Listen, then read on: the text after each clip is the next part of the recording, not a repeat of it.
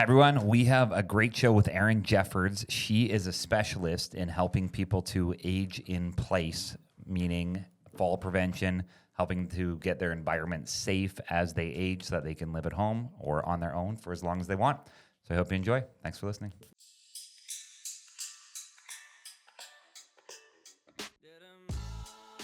Hi, everyone. Welcome to Here for the Health of It. I'm Dr. Randy here with Dr. Tom, as always, and we have a great show. We have Erin Jeffords, who is an occupational therapist, licensed occupational therapist, educator, and home safety consultant.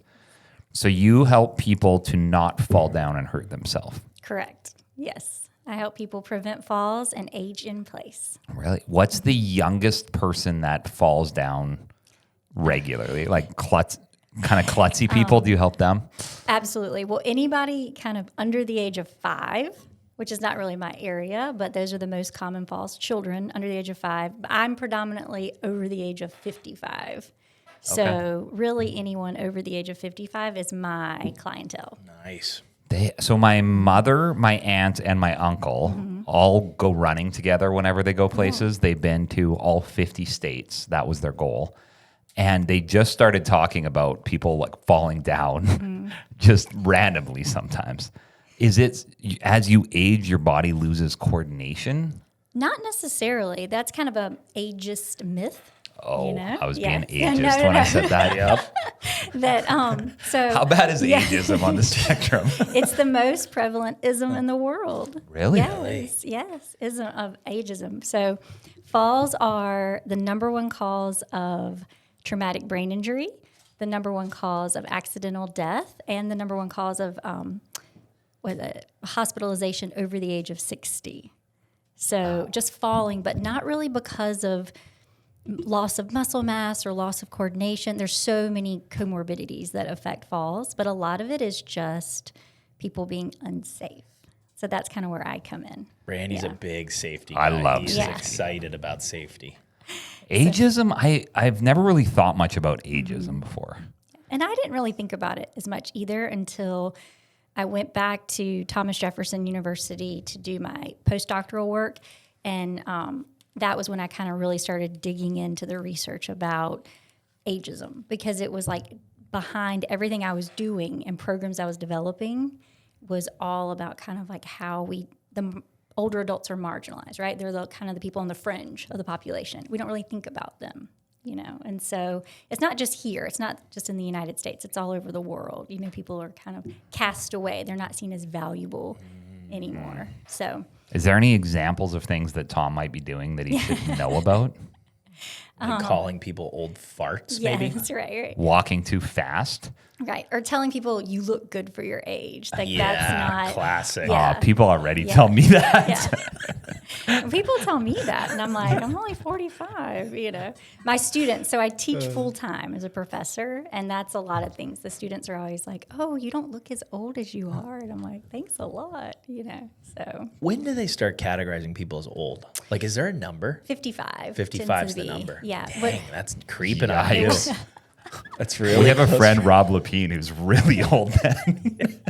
It tends to be like, they call them like the young old, the old, and then the oldest old. It's like they're categorized, with the oldest old being kind of 80 and older, I think. But people are living so much longer now, right? Like they're not so, but really when you think about fall prevention, the statistics and stuff really are kind of looking at more of that 60 and up kind of age. That's kind of like the cutoff for the statistics. Like when you're looking at the things I was saying about brain injury and hospitalization, and it's all kind of lumped in that group of older adults, 60 and older. Today's episode is brought to you by our sponsor, Columbia Family Chiropractic, with 3 easy-to-get-to locations, one in Forest Acres, which is by Trader Joe's, one in O'Neill Court by the DMV, and one in the Northeast by Sand Hills. You'll be sure to have somewhere near you. They offer a ton of services from corrective care, on-site digital x-rays, spinal decompression for bulging or herniated discs, dry needling for injuries, pediatric care, and a Class 4 laser. They accept all your major insurances. And if you mention this ad, you'll get a discount on your first appointment. Check out their website at cfc4health.com or Google Columbia Family Chiropractic. That's cfc4health.com. Is there any physiology we should know about that like just starts happening as people age that you hit us with something? Yeah, like the normal things are obviously you do lose, like this is your area, right? You lose bone density, right? So, strength training is very important. Vision needs to be checked annually. People need to make sure that they are making sure they know what their medication side effects are. Polypharmacy is really big. So even though it's not necessarily like the physiological changes, it's the things that come with aging that they're doing that puts them at even a higher risk, right? And then the cognitive things as well. And that's like a whole other area. So, when you're thinking about people that have cognitive decline, some things that we can do to make their homes safer. So I always try to make sure as an occupational therapist, we're very client specific. So there's not like a one size fits all approach, just like what you guys do. Everything is more patient specific, client specific. Nice. So what does an evaluation look like? Like if I'm concerned about my age and my skill sets as I walk and balance, what's like day one look like? Day one for me, so for occupational therapy, we look at the things that people participate in. So meaningful occupations. So like I always tell everybody, I'll ask them, tell me about your typical day, right? So go into your house. What are the meaningful things you do? They're like, well, I get up, I go to the bathroom, I make a cup of coffee, guide me through your day. I like to sit down. I like to watch The Price is Right. This is my clientele, right? I go out and Bold and the Beautiful. Yes, their stories. I go outside. I maybe walk my dog. I get the paper, or maybe they're really active and they're going to a function or a luncheon or they're playing golf. So I tend to have people walk me through their day first, and that gives me an idea of the spaces and the places I want to assess. Because what I do is really specific to the environment. Because I always say the environment is easier to change than the person. So I can control the environment. I can't control what the person does in the environment, right? Gotcha. So I always have them kind of lead me through their day, because that's kind of what makes OT specific and different from other like therapy. PT. Right. Yeah. Is we're more looking at the things they're participating in. Sure. Like from a more holistic standpoint. So a lot of times it's something as simple as show me how you get on and off the bed. Or show me your favorite chair you sit in. Yeah. Or show me how you get in and out of the shower. Yeah. So that's kind of what my assessment is. Has there ever been a really off the wall thing that a person does? Oh, everybody. What's an example of something that you just stopped in your tracks? I'm trying to think. People do a lot of things that are just... Well, I shouldn't say this. As people age, let's just say the things that people do doesn't change. Okay, so like humping. Yeah. Or there are, there's times when I've gone in and my 85-year-old patient's, smoking a joint, or nice. Yeah, I don't know if I could say that on air, but you can cut that part out. But they're doing things that I think doesn't surprise me, but stereotypically, that's kind of like the ageism part. You think that they aren't going to do those things anymore, right? Yeah. Or people just do really unsafe things. Like they'll climb on a countertop to get a dish down, right? Or they'll climb on a ladder. I had an 85-year-old man that was climbing on a ladder to get onto his roof about a year ago, to do something that he probably shouldn't have been doing. Yeah. I worry about people my own age, like just anybody on a ladder can be. Oh yeah. So that's the kind of stuff. It's not like odd things. It's just things that people don't take into consideration, like what could happen if they have an accident. Is there a certain sex position that they get injured in a lot? Like I would imagine over a certain age, reverse cowgirl's not allowed anymore. Well, that would be not my area. So that would be, They're walking you through their day. Like, oh, I do this every day. I brush my teeth, then I get in the reverse cowgirl. And I spend 3 hours convincing my wife. I'll leave that up to the physical therapist to deal with the ergonomics,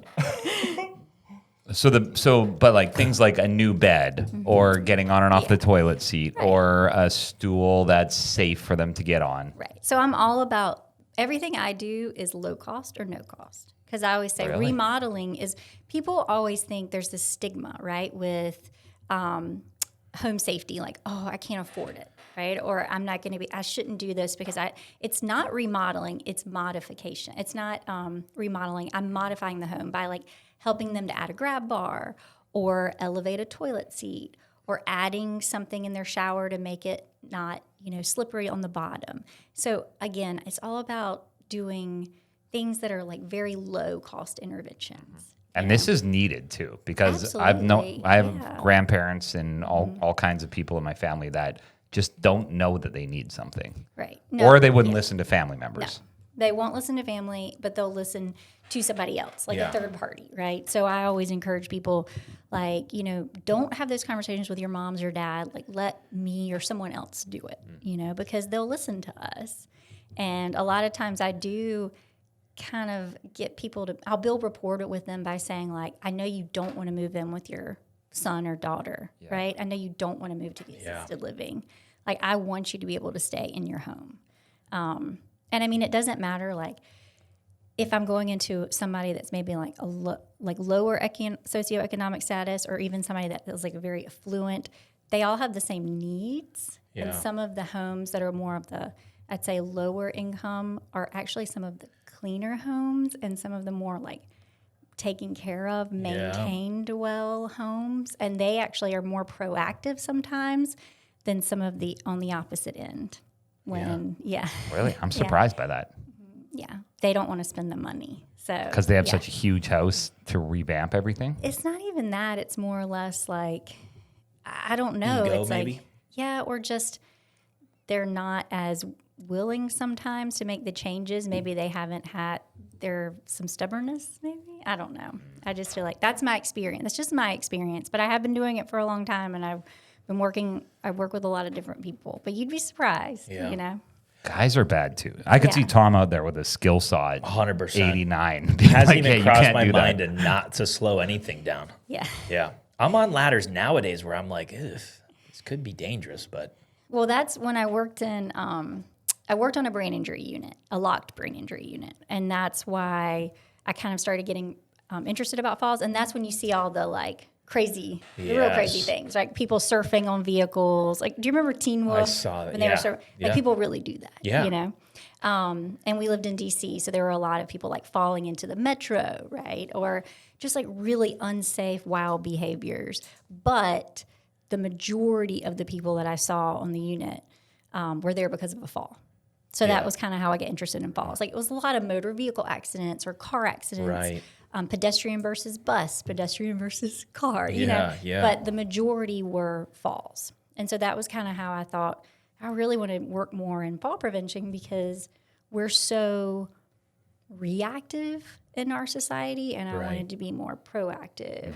And people are like really buying into it more now. Like 10 years ago when I started doing more of this, it was hard to get the buy-in. It's a little bit easier now. Yeah. So what room or environment is the most dangerous that you've seen? The bathroom. The bathroom. Yeah. 100%. 100%. Just because Always. slips and. Yeah. Yeah. Half of the falls in the home happen in the bathroom. And then they bang. There's so many things that hit your head on too. Right. Getting in and out of the tub. But the most times people fall in the bathroom is going to the bathroom at night. So getting Just up missing the toilet. or in the dark, because they don't turn the light on. So like I always tell everybody, just turn a light on. You know, even if it's a motion sensor light or some type of night light, take a flashlight with you. Yeah. Randy sits when he pees so that he does, just to make sure. It's probably safer that way. So I don't wake up in the middle of the night, and I'm thankful for that now, because I could see how that would be irritating. Yeah. You blast the light on, and then all of a Right. sudden you have to try to go back to bed. So that's a big one, is the bathroom, and then Kitchen or outdoors or garage? everywhere else. I Everywhere feel like else that's is- kind of lumped in. A lot of it is, the bedroom and the bathroom, because think about where you spend the most of your Right. time in your house. You're not in the bathroom. If you add up the number of times you're in the bathroom, but the kitchen is a big area. But the bedroom, another place people get up at night They don't turn a light on. Yeah. They don't put the right shoes on. Yes. They slip out of bed. Like or get they, caught in their sheet, maybe. Yes, I've and heard get that. dizzy. Like they might sit up. Again, this is your kind of area. You know, they have that orthostatic hypotension. They get up, and then they get dizzy. They go to stand up, or they have vertigo, right? And then they fall backwards. A lot of times they don't count that as a fall. You know, like if I ask them right. later, have you fallen recently? And they'll say, well, I fell backwards on the bed, you know, or so a lot of times people are falling, but they're not. They don't like to admit it. Yeah, no, not at all. No one wants to tell you they're falling because they're afraid of losing their autonomy, right? They're afraid of having to go live with their kids, or Right. That's true. I probably wouldn't tell. a lot of people don't tell. And a lot of times it's like when I notice it, it's when I go to the house and they have, you know, I notice like they have a hematoma on their face, or Yeah. you know, or something's going on, and I'm like, what's going on? And then they'll say, I don't really, you know, I want Woke you up to, with yeah, it. yeah. I don't want you to tell anybody, Right. but like Right. this is what's happening. So Now, do you have to make the call or recommendation, like to pull somebody's driver's license or have more monitoring, or what? no, I mean only the physician. Typically, if I ever have anyone, which is very rare in my case, but I have had people before that are driving that shouldn't be. Yeah. So typically, I'll have that, you know, hard conversation with their family. Prisma has a great driver assessment protocol. There is an occupational therapy at Prisma that does driving evaluations. So that's a really kind of cool area of practice. Nothing that I have ever worked in, and so she would be the one to kind of do that evaluation. But Is it that would free, or is that? it would have to be through. I mean, through a doc that through the doctor would recommends it, have to yeah. write the recommendation, get the referral, but it is hard because the physician then has to send that letter to the DMV. Right. You know, so I had a lady a few years ago. It was probably about 8 years ago that was driving and she shouldn't have been driving, and the family wouldn't do anything about it. You know, they wouldn't, you know, do anything to disable her vehicle or take her keys. Because if anything, it was like that they would have had to take on the responsibility. Yeah. So I actually called her physician. I called her physician's office, and so unfortunately, I do have to be the bad guy, you know. Yeah. But I worried, you know, not about her only just her safety, but she was like going to people's houses and knocking on their doors. So I mean, it became a big safety concern. Yeah. So yeah. Now, what you said, age in place. What does you mean by age in place? So it means to stay in your environment, wherever you want to stay. So it could be your home, assisted living, or even like living with a loved one for as long as safe and reasonable, you know, without having to like relocate, really.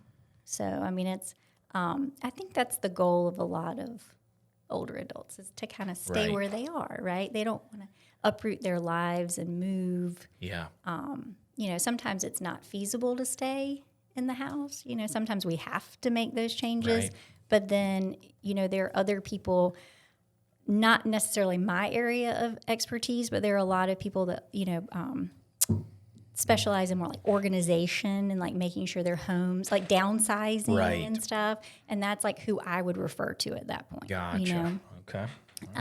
So I can make more of the recommendations for accessibility, you know, making sure the home is safe and accessible, Yeah. and the person is able to like, you know, do the things they want to be able to do. But you know, and sometimes, very rarely, I'm lucky, very rarely can I say it's not feasible for somebody to stay, and it's normally for more cognitive impairment. Yeah. You know, something that's just a safety concern. They're not able to be alone. Right.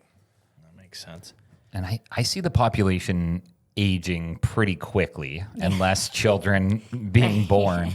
Are you starting to run into that a lot where there's people who, as they're getting older, just don't have any family at all? Yes. So we have a deficit of not just occupational therapists, but a lot of healthcare related, you know, here in South Carolina. But specifically in Columbia, we have more OT jobs than OTs. So, and that's true for a lot of kind of like healthcare professions, right? So then you see that gap, right? You see the need, but then you also see a lot of older adults that are kind of, I guess that like they no contact with their family. Yeah. And I see a lot of that. And I see a lot of people that I've met, because I've worked kind of PRN in a lot of nursing homes here in Columbia, assisted livings, and I'll get attached to these older adults, and the holidays come around and they don't have anyone to spend to spend Christmas with or Thanksgiving. And, you just don't think about that when you have that. And you think about like, oh, I didn't think about, a grandparent not communicating with their family anymore. Yeah. So something happened in their past that their children have kind of excommunicated themselves. So that's not uncommon. Sure. Yeah. Let's talk sneaks. Yes. So are you a proponent, I guess, is there a shoe that you like, number one? Well, Yes. And then number two, are you a fan of like house shoes? Like everybody should be wearing house shoes for like this, or like maybe non-slip socks? Yeah, like the non-slip socks, not the bedroom slippers. Yeah. So there's some newer brands of slippers. I think they're a little pricier, but like the Uggs, they have more support, right? Right. And you want a shoe that covers the whole foot, that gives that ankle support, not the one that's like the slip-on. Not a big fan of Crocs. Oh, yeah. man, old people love those. And Sport mode. yes, they do. And my almost 13-year-old son loves them too. And I'm like, and he's clumsy, but like they do make all these slip-on tennis shoes now. Kind of like Skechers has a pair. They're kind of the lower cost, right? You don't have to bend over. But I'm a big Brooks fan. But I'm all about them like finding the right shoe for them, right? Depending on like their pronation, supination, kind of like what fits. But I always try to encourage them to invest in a good shoe. Yeah. Right. Like you don't have to buy the Hokas, right? Yeah. But the On Clouds are really big in the over 60 population. Really? Yes. They're into those. Nice. They're very into the On Cloud. Like just look around. The next time you're around a lot of seniors or older adults, just look at their footwear. The New Balances are the classics, though. The white New Balance. Yeah, the white. Yeah, that's what all my college students are wearing now. Yeah, they're back. Yeah. So I love an On Cloud, Brooks. Anything that's just going to give them support. Right. And comfortable. But you don't want them walking in socks at home. Like when they get home, should they slip on something else?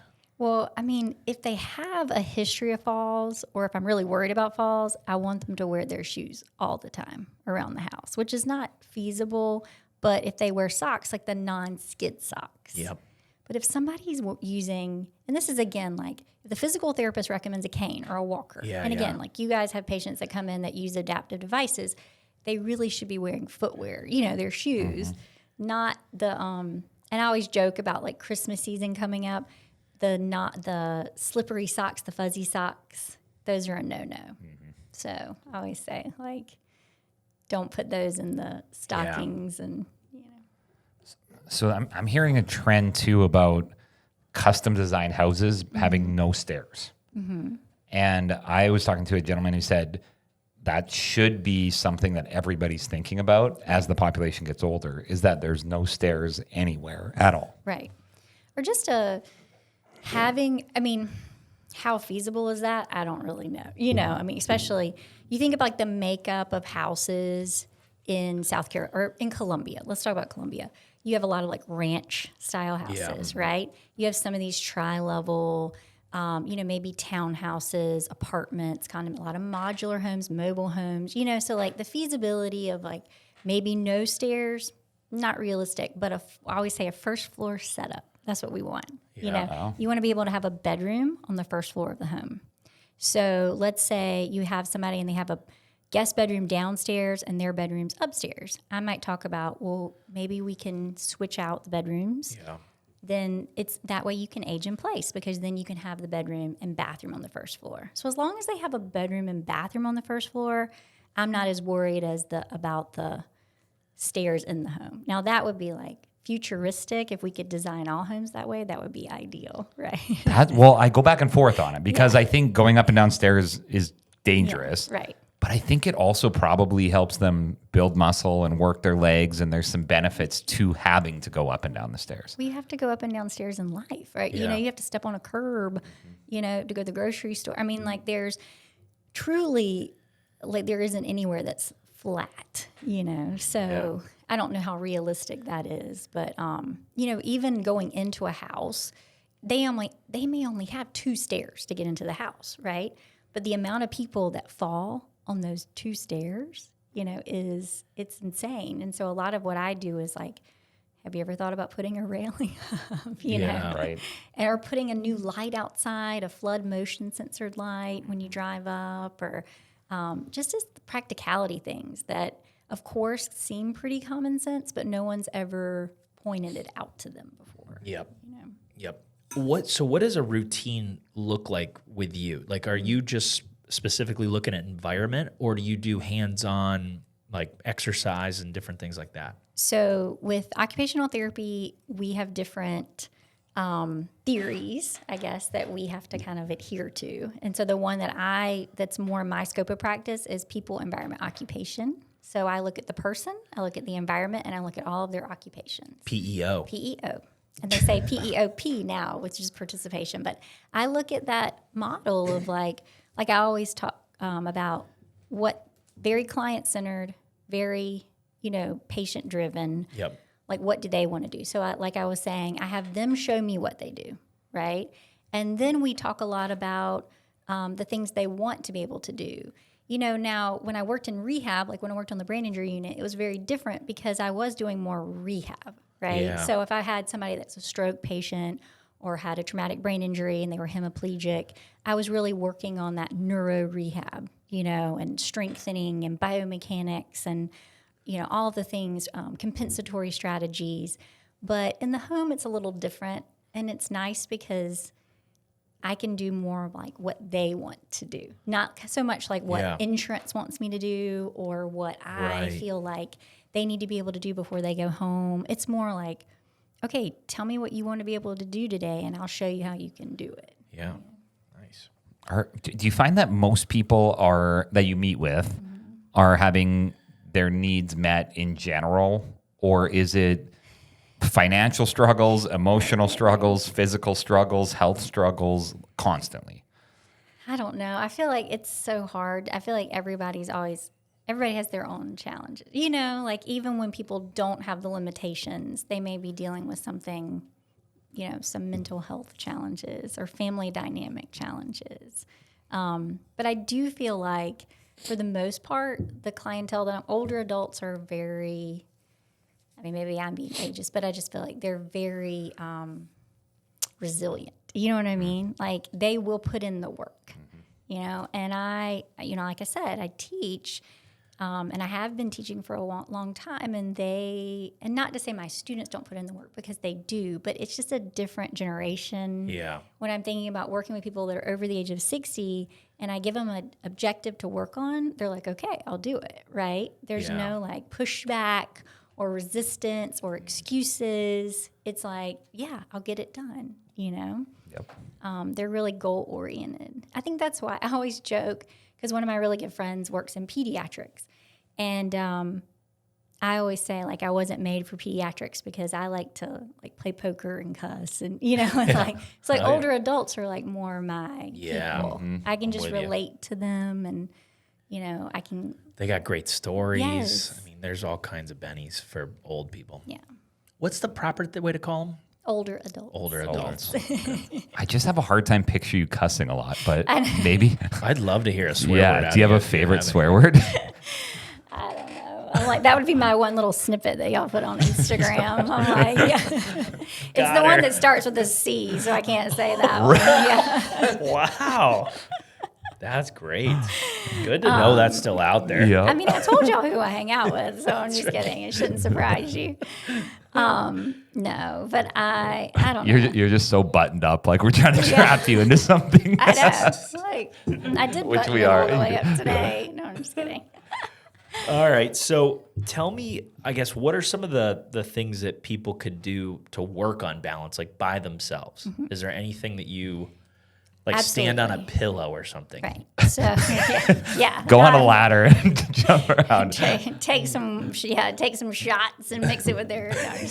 No, I'm just kidding. There's a lot of evidence-based research programs, right? So there's a lot of things that they can do. I partner a lot with Senior Resources. Those are my people. They helped me with all my postdoctoral work. I actually did all of my research with Senior Resources. Nice. And they have the Lurie Center, Yep. which I know you guys had them on as a guest. So they have a lot of programs at the Lurie Center, a lot of strength, balance training programs, Tai Chi, yoga, all of those. I also partner a lot with Jamie Scott Fitness. He has a lot of good strengthening programs and a Parkinson's group that patients that I've worked with have gone to. So, I mean, you got to kind of have to find, depending on where you live, what part of town you live in. But I definitely think that if you're not getting physical therapy, because not everybody qualifies for physical therapy, right? But just working in a gym, doing something that's safe, right? But really those core stability exercises are really great for balance, and I think a lot of times people kind of overlook those, right? They're working more on, just overall strength, but really that core stability, and that helps with that reactive balance, right? So when people go, to fall, they have that reactive balance, really more of their kind of extensors that, engage. I think everybody should be working out. It drives me crazy when people don't work out. Right. I remember my wife just yelling at people in her family, like, if you don't start working out, I'm not pushing you around all day in a wheelchair because you're too lazy to work out right now. And I think it correlates, at least from what I've seen, is it correlates pretty closely, is the people who exercise when they're younger, have muscle, drink enough water, do all the things, deal with injuries when they happen, do way better as they get older than people who just kind of push it off. Right. Oh, I think it's like people that are just, they take care of their health all, they're kind of like more thinking about their diet, their exercise, their sleep, right? Mm-hmm. So, and that's a lot of it too, is it's not just the exercise component, it's more like thinking about their sleep routine, right? Are they getting enough sleep, right? Are they doing the things not only in the home that are safe, but are they carrying over those principles outside of the home, So it's really so many things that can trigger a fall, and balance is important. It's a huge part of it. But a lot of it is once people get to a point they might need an assistive device, they don't want to use it. And you see that, right? The non-compliance, right? Like people have a walker or a cane, but they're leaving it in the house, or they have it in the house and they say like, oh, I just take that out when I go out. And I'm like, but you're supposed to be using it all the time, right? So these are those conversations I have to have. Do you like when people wear like braces, like knee brace, ankle brace, elbow brace, or do you feel like it weaken, like when should or shouldn't they wear that stuff? Well, I always kind of defer to like why they're, because I might not be the one prescribing it, right? Yeah. So I'm like, well, why are you doing that because or someone actually told you need to do that? Right. I'm not big. So working with like the stroke population, brain injury population, a lot of people with weakness on one side, a lot of hemiplegia, right? Yeah. Not a big fan of slings because that really does throw off the balance. Because, when you think about a normal gait pattern and arm swing, you have that reciprocal pattern. Yeah. When someone's in a sling, it really does throw them off. So that's kind of, I'm not a big fan of slings. Yeah. But if something else if it's causing harm, if it's helping them and not hurting them, then I don't see what the harm is. Right. But a lot of times people just go up to Walgreens and pick out a knee like brace. The copper band or whatever, just because it was Brett Favre's wearing it on a commercial. Or the KT, they're like all of a sudden they're all about, taping. And I'm like, if you're doing it, if their chiropractor's doing it or their doctor's doing it, their PT's doing it, but if they're just like at home, like taping themselves up.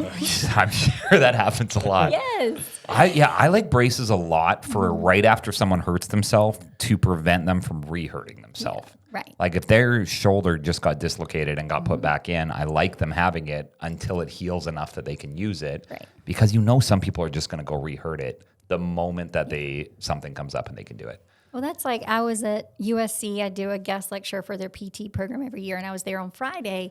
And it's the hardest audience. They're great, but it's Friday afternoon at 2:30, And I'm like, hey guys, and then I'm like, okay, let me tell you why it's important that I'm here. I'm like, because you are going to be rehabilitating that person with that new hip, but if they go home and fall and they have to have a revision, you're going to be the one hearing it from the ortho, And so listen to what I'm telling you so you can relay it to your patients and you can prevent any like revisits. Yeah. And did they listen? Yeah, No, they were all checked out. They They were ready were all for texting each football, other. drinking, and I did give them a fun assignment. Their professor I got the yellow fall risk bracelets, you have them, yeah. and they were supposed to wear them this weekend. I told them, I was like, wear them to the bars, wear them to the football game, and they were supposed to take pictures of fall hazards. that's good. Yeah. So their teacher said she'd send me some of their pictures. I like that. Are there any cool adaptive devices out there that you've seen? Like that maybe Yeah, absolutely. Well, okay, so I told you the on-clouds are really trendy with the older adults, but everybody has an Apple Watch now. Yeah. And I love that. Now, not everyone can afford an Apple Watch, but if you can, because they have the fall detection software. And so that's a great investment. Yeah. And you don't even have to have the newer one. I mean, this goes back, I want to say, for the last several, I don't know how many series they have now, but it goes back several series. The fall detection software on the Apple Watch. I love an Amazon like Alexa or Google Dot or something like that. They are typically very low cost. And if you have Wi-Fi, you can use those to call for help if you do fall. Yeah. You can program, you can Just yell it out. call 911 or call, whoever you're Right. in your, I want to say Rolodex. You don't have Rolodex, whoever's in your, call your daughter. Yeah.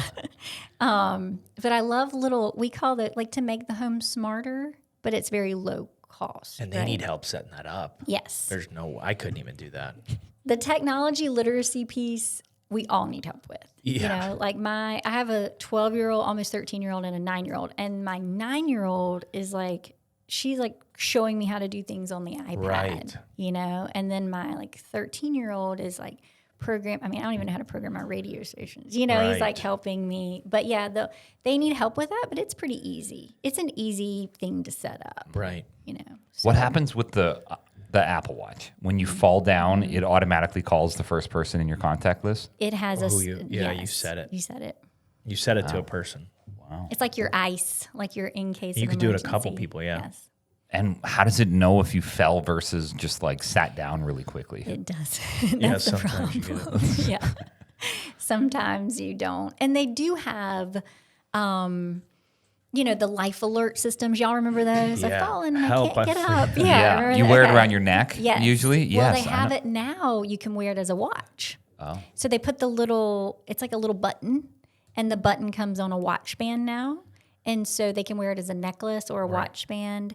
But the problem is when I go into people's homes, it's on their nightstand. Yeah. It's hanging on the doorknob, so they're not really using it. But if it's used the right way, it's a great system as well. But, Back in the day, where did that go to? I know. It never went we away. didn't have Wi-Fi. Yeah, I know, right? The necklace, I always wondered, where is this It necklace? was like a call center, right? But that's another thing people don't like sometimes because if it gets bumped or hit, they don't even know it's been pressed. Yeah. And then emergent EMS shows up at their house. Right. And so that's kind of why they're taking it off, right? Because they're annoyed by it. Yes. So those are, and you can also, you can get really smart with the house. You can hire companies that can come in and, they can Do make it your all, house. yeah. But you can do low things like, lighting systems. You can make smart light bulbs now. You can do, I like a Ring doorbell for safety too, even though it's not so much fall prevention, it's more home safety, but a low cost intervention Right. that someone else can kind of see your comings and goings. A lot of older adults don't like that either. They don't want their kids seeing, what time they're coming home, maybe who they're coming home with. Yep. Yeah. The life alert button, I bet, the technology that they communicated the Muna that we lost? They Right. probably put it in the life alert necklace, and that's how we communicate. Maybe. Okay, what are the main, you said core muscles. Are there any other muscles that people should be working on, when they're 50, just to make sure, I think that would be. what about a little light trampoline Yeah. action? You like a light I don't know trampoline? how I feel about that with the fall prevention, that impact on the joints. I'm like, I just think overall strength training, right? People just kind of tend to maybe want to work one muscle group more than others, Like or- biceps for Randy. Yes. That's all he's doing. or they tend to neglect. I haven't even been working out much. This is just natural. They tend to neglect the back. I mean, I feel like the back is neglected a lot. And I always, in our daily lives, everything we do is in front of us, right? We type in front of us, we drive in front of us, we everything. So we're just that natural Hunched. like kyphosis like that people have, and they just tend to forget the back. And that's why they have you, right? Yeah. Well, and I really like ankle stability, like standing on one leg and doing it with eyes open and eyes closed. Right. Because if you miss one step, you have to be able to balance yourself with the other leg. And lots of people never practice that and can't do it. Right. Like those writing reactions. Eye gaze is very important too. I think it's more like overlooked, but making sure people have, they're like, that's why Tai Chi is great. Because in Tai Chi, people move and they actually have to follow that pattern with their eyes. And so so a lot of times when people fall, it's when they turn their head because they hear a noise, and they kind of lose that connection between the, as far as like the ocular motor movements. So that's like another muscle they need to keep working, right? Yep. They need to keep working those ocular motor muscles. Auditory, like I said, getting their vision checked, but having their hearing checked as well. Yeah.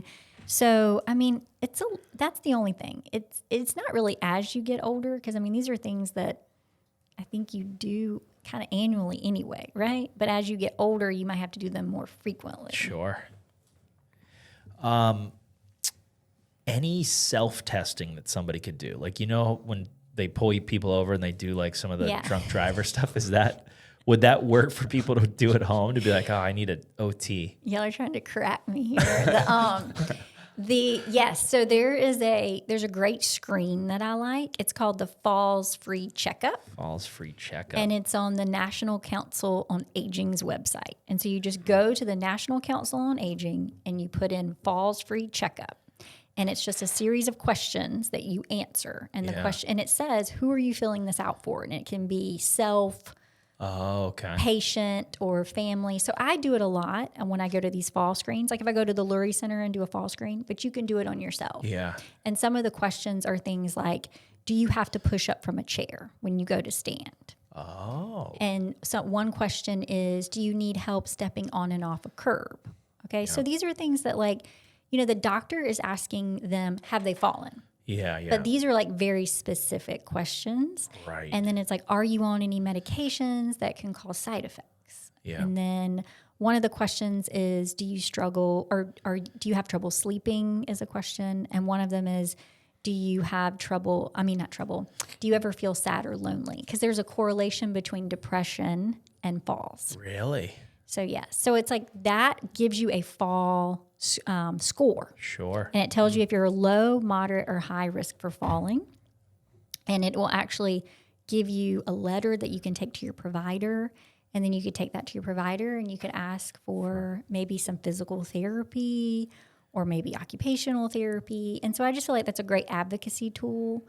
And the National Council on Aging does a great job of kind of like putting out a lot of fall prevention. I don't want to say like propaganda, but you know what I mean? Like materials, trainings. They have a big fall prevention push in September. That's kind of like the month that they do most of their fall prevention stuff leading up to the holidays, because you're going to see a lot of falls around the holidays. Right. And is that how people normally come to you or find you? Is their physician refers them to you, or is it always that? So a lot of it is kind of more, physician, a lot of it's word of mouth. Not a lot of people work in the space that I'm in because it's just, I don't know, I wish they would. I'm always recruiting my students too. So a lot of people are like, oh, we know a falls girl. I'm like the falls girl, Mm-hmm. But I'm like, I'll be that person. I enjoy it. A lot of what I do is I work as a contractor for HUD also. So HUD gets government funding. And so I'll get a lot of referrals.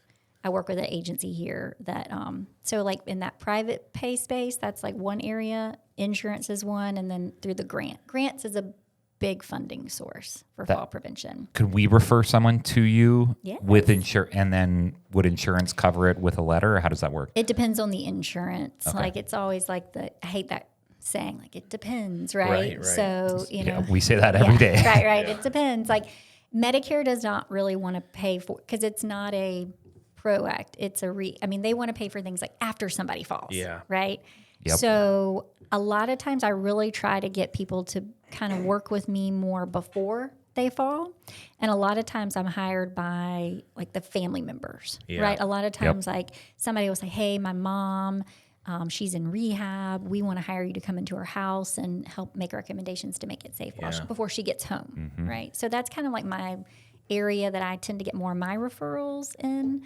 But more of the home safety I'd say 90% of the ones I do are through government grant funding. So Gotcha. there's a great organization here called South Carolina Uplift, and that's who I work for the as far as a contractor for them. Are you a proponent of weighted vests? Like people just walking around with those to kind of get some bone density? You work? definitely have one of those. No, I don't. You don't? No. I'm like, I'm saying. Why'd you peg her for a weighted vest? Doesn't she seem like it? You think I'm so buttoned up. I got a weighted vest. No, I don't know. I think that it's like, is the juice worth the squeeze? Like, you know what I mean? Right. Like, is it really helping? I don't think there's been enough research to show that these weighted vests. Now, we use a lot of weighted vests in OT for sensory issues. Not so much like more what I do, but like kids that have like a lot of possibly issues with maybe on the spectrum or issues with like self-regulation. Yeah. They use a lot of like the weighted blankets, the weighted vests. So I've been using these like weighted tools in a different area, not so much for yeah. But I mean, I'm not against it. I should have been like, no. But Well, like, if you it fall was- down with a weighted vest on, you're hard to get You're up. not getting up. yeah. I think that, I mean, I would just encourage people to move their body. Like, don't overcomplicate it, right? Yeah. Like, I mean, I'm sure the weighted vests have their benefits, but the population that I'm working with, I just want them to get out and move, Yeah. right? And Is there anybody you would recommend to wear a helmet? Just on a day-to-day. Yeah. Anybody that's riding a motorcycle, right? Okay, yeah. Bicycle. Yes. Loves that. Love that. E-bike, scooter. Scooties, huh? Yes, anything that has wheels. How about walking? Personally, now on brain injury, yes. Okay. Anybody that has had a brain injury, typically they do have I don't know if y'all have ever seen the helmets, you know. Somebody was telling me about. I didn't see one, but somebody told me about. They have them in the hospital typically after surgery, right? Yeah. So a lot of them a lot of the clients' patients are wearing them after surgery, but they may even continue to wear them as they go home. So you will see that. And I Yeah. think because it's like normalized to me because I worked in that area for so long and I saw people like wearing them, that if I saw somebody wearing them, it wouldn't look strange. But like I always give my husband a hard time because like if my daughter's riding her scooter or something, he's like, we're just going to the end of the street. And I'm like, no, like she has to have it on, you know. Oh, and I am so Yeah. on He your loves side. that. See, And Tom he doesn't has- take brain injuries don't. seriously. And I had a concussion last year. Did you? I did. Were you wearing a helmet? No, well, that would have been even worse. I'm like, I hit it. We were at the beach and we had a beach house that had bunk beds for the kids. And it was like, you know, the last day you're like cleaning up and I was rushing and I was trying to like take the sheets off the bed. And I went to stand up and I hit the back of my head on the bunk bed. And I immediately knew, like I fucked up. You know, like I did something like really bad. Yeah. And I mean, it was like my eyes were watering, and it was like for 2 weeks I couldn't drive. No way. Yeah, I had vertigo that lasted for months. I had double vision. I had kind of like word finding difficulties. I ended up going and having a CT and working with a neuro PT like to help me. Like it was bad, you know? And so I'm like, these are the people I've been working with, right? For the past 17 years, this is like the population that I work with. And now I'm having You're to in like, there, yeah. But it was really when I went to a home eval and I was telling the couple about, I was like, yeah, I hit my head and I've just been feeling like I haven't been feeling great. And she was like, you need to go to the hospital now. It was like the patient. Wow. Because she said when she was in the hospital, one of the ladies had hit her head on the corner of a cabinet in the kitchen and ended up passing away. Whoa, And just so- like a bleed, like an internal bleed. And it was that bad. And so she was like, promise me you'll go. And so I left. her house and went straight to MUSC and got us. And I told them like, I had hit my head a couple of days prior, and they took it serious. Yeah, they were like, no, we need to do a CT. So I'm very empathetic to like brain injury. Yeah. So you love helmets, elbow pads, knee pads. You into that? No, not so much. Wrist guards? Yeah, Not necessary. Not necessary. We can't put everybody in a bubble. But helmets are great. What about Chaz and Lex? I want to get into that. Oh, didn't see that turn of events. My besties. Yeah. How did you meet Chaz for the first time? He and my mom are friends. My mom was Chaz was friends with your mom? He is. My mom was a pageant. It was into pageants. Oh, okay. My mom was Mrs. South Carolina. Yep. And this was 20 years ago. That I met him. Yes. When you met him? Yes. Yeah. But she, so I grew up kind of in that area or in that space, being around pageants. My best friend that I grew up with was Miss South Carolina. So I kind of like grew up around all these women that were really into that. And so my mom has known Chaz for a long time, and then he introduced me to Lex when he moved here from Nashville. So yes. And then we just hit it off. Nice. So you guys were just hanging out through your mom? No, I needed a hairstylist because I had just moved back from DC. And so my mom was like, oh, I know somebody that just moved here from Nashville. So that was kind of how we made the connection. Yep. It was just like, and then, we just, like I said, we just became friends. What do you guys do when you hang out? I'm curious. Do you want to come hang out with us? I'm trying to get the intel to find out because it seems like they're just traveling and doing wild stuff all the time or working all the time. Well, we do. We have like a little supper club. We go out to dinner and supper club. Different place every time. Yeah, I mean, we kind of go. Yeah, sometimes like Chaz is a great cook, and so sometimes he's an excellent cook. So we've had dinner over there. But I mean, they're just so down. I mean, I know they are very down to earth. They don't take themselves seriously, and there's just like no pretentiousness and. People in the South take themselves very seriously. Oh, yeah. And I think when I first moved back here from DC, I felt just like, I always said it felt like Pleasantville, like everybody was in black and white, like I just felt like I didn't belong, like because I've been gone for so long. You're just going around cussing everywhere. They're like, who is this? They're just like, I don't know. People are just they just think so much of themselves, and I think like that's just like with Lex and Chaz, they're just so real, and I just gravitate towards people that are like that. So does your husband get to go to the supper club? Oh, absolutely. Oh, he's probably better friends with them than I am. Oh, he's in it. Does he have to cook sometimes? Yeah, he's a great cook. I don't cook. Really?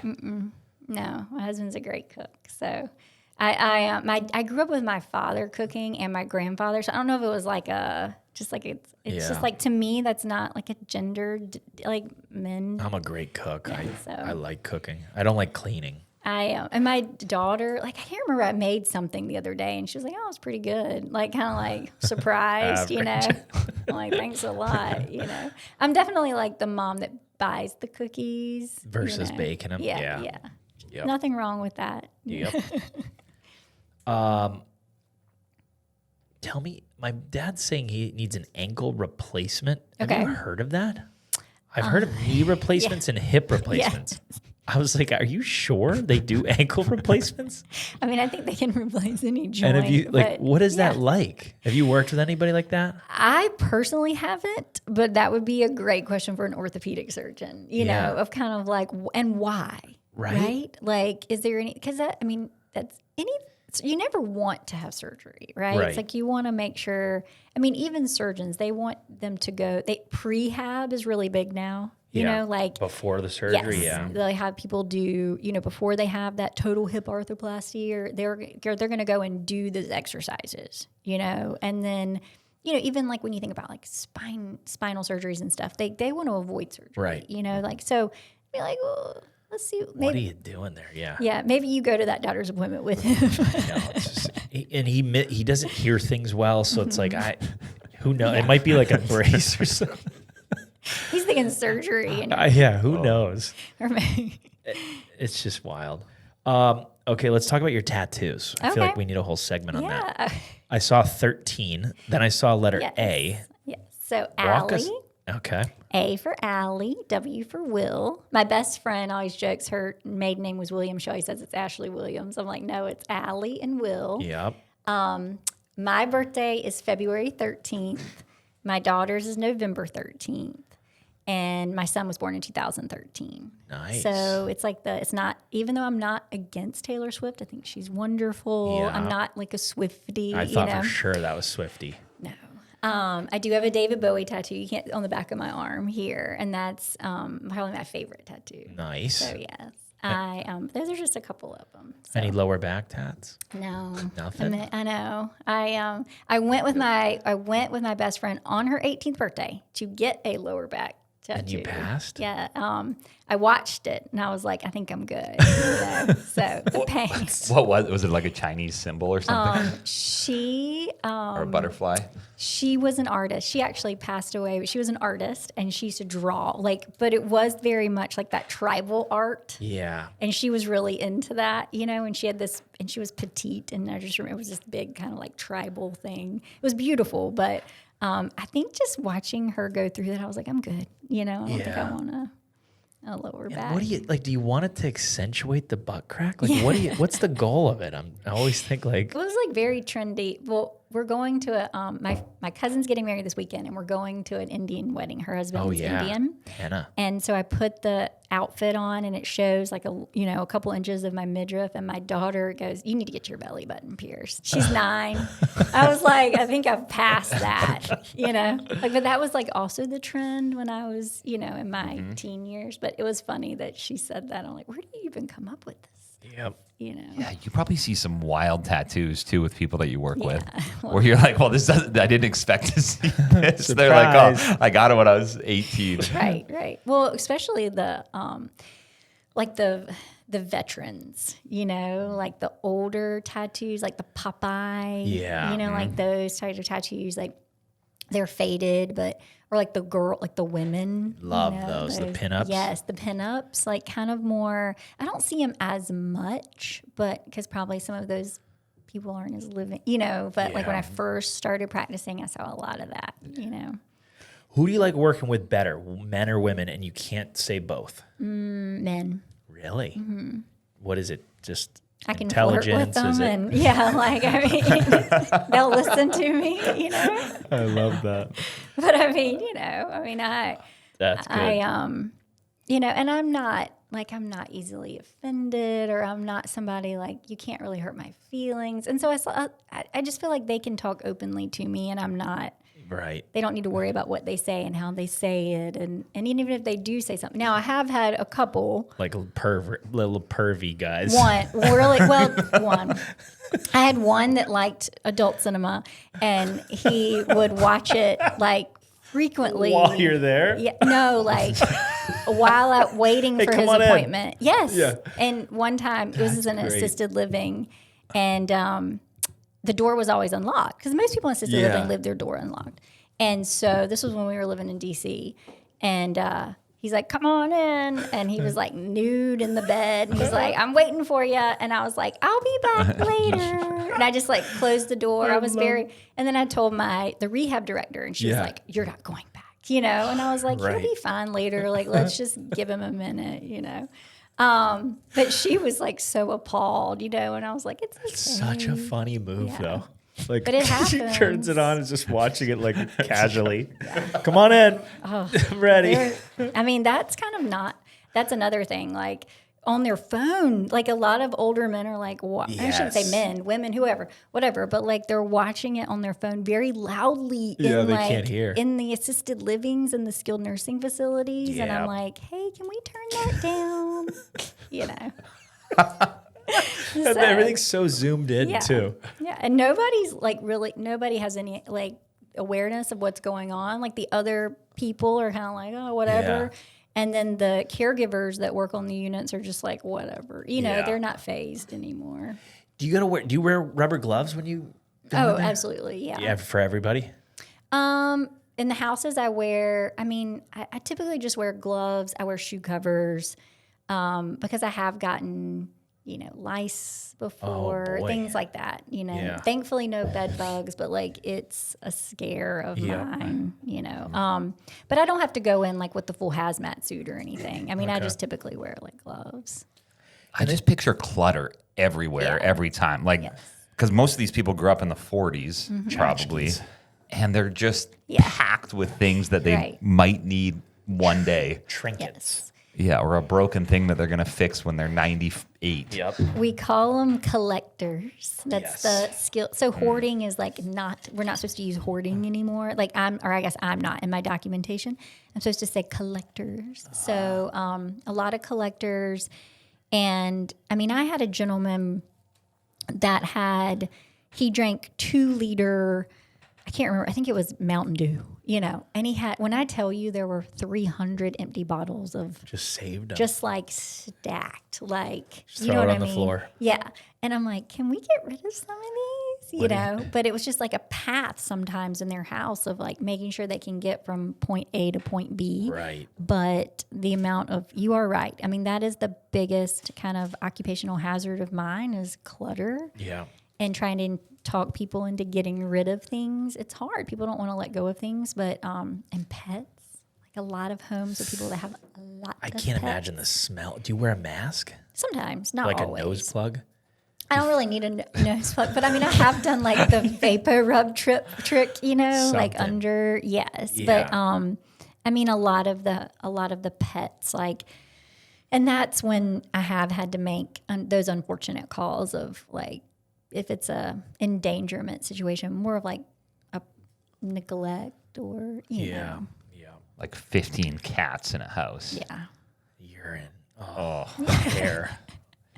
Yeah, the clutter is a big one though. Yeah. Clutter, like just on their porches, in Yeah. their garages. Like it's not just in the house. It's like consuming, and Yeah. How safe do you feel? Like, do you know any like ninja or anything? Or do you like carry a weapon just in case? Because you're going by yourself, right? I used to, but now with the government contract with HUD, yeah. I actually go with the contractor. Oh, nice. Yeah, so Okay, he you actually get- meets me at the house. The contractor meets me at the house. And so for the first 3 years that I worked on the project, it was just me. But I mean, I'm going into houses that You feel like you could kick the shit out of yeah. them. I mean, for the most part, let's just say I feel pretty safe. feel you good know, about it? Okay. I feel pretty safe, but I'm not worried about it. And I'm not the first person to go to the house. Okay. So a lot of times it's like the project manager, whoever, somebody's already doing the like pre-assessment. Yeah. And so there have been very few times that I've felt it's not so much like the house that I'm going to. It's more or less sometimes there have been maybe some neighborhoods or areas or other neighbors, that have made me feel somewhat uncomfortable. Right. Like even parking your car outside. Yeah, right. That a lot of times, but like the homeowner that I'm going to see will like be like, don't you mess with her, like Yeah. they get very protective, But the contractor's with me now. Okay. And so I'm kind of like walking through the house with them. And that's nice because I can say, like, can we do this? Like, can we put in a grab bar? And they're like looking for the stud, or like they make sure everything I'm recommending is feasible. Gotcha. That Okay. they're just like, no, we can't do that, That's what I guess that was one of my questions. So with HUD, you have contractors. What about, are there other contractors you work with, or would you refer to Yes. those? Yeah, there are a couple people locally that I use, but I also there's a company here called All Medical. It's more, and they will do you can like buy the grab bar there, and then they can also do the it in. install. Yeah. I really like them. It's a local company. I don't even really know them well or anything, but I just feel like I trust their product and services. But a lot of times people, I'm like, if they have a family member or a daughter or son or someone that can do it for them, a lot of times people do. A church member, a lot of times people Sure. might go through their church or some sort of like volunteer organization, to have that, because it can get really costly. The labor is more than the Right, than the materials. Piece of metal, yeah. All right, so besides grab bars, what other things are you looking to install? This is my favorite question. I'm like, okay, so a new toilet. Like is a big, just taller? yes, a taller, because like most, Wider? Thinner? no, just to the do that? height. Just height. Yeah, the height, because most toilets are kind of like 15 inches, Yep. but the new ones are 17 to 19. And they only cost, I shouldn't say only, they're like $250. Yeah. So like, that's why I think people think like, oh, I can't afford to spend all this money. And I'm like, can you afford $250, to install a new toilet? Maybe even putting handles over the toilet seat. Yeah. Because those are kind of like something to help push up from the toilet seat. Those are very low cost. A seat in the shower is very important. Bench. I love one with a back. That's my favorite. And making sure that it's at the right height. So a lot of times people will like take it out of the box, they'll put it together and they'll stick it in the shower, but it's still really low. Yep. So just making sure it's at the right height. I love these little strips that you put on the bottom of the tub. They're like non-skid strips. I've seen those. And instead of the rug, not the rugs, but the mats, the shower mats that people probably have in their shower. Those slide. Yes. And you've probably had a patient that have come in that slipped on one of those. They actually cause more harm than good. Yeah. So I love the non-skid traction tape, a shower seat, grab bar, elevated toilet seat, or I should say raised toilet seat, lighting, like I already talked about, everywhere.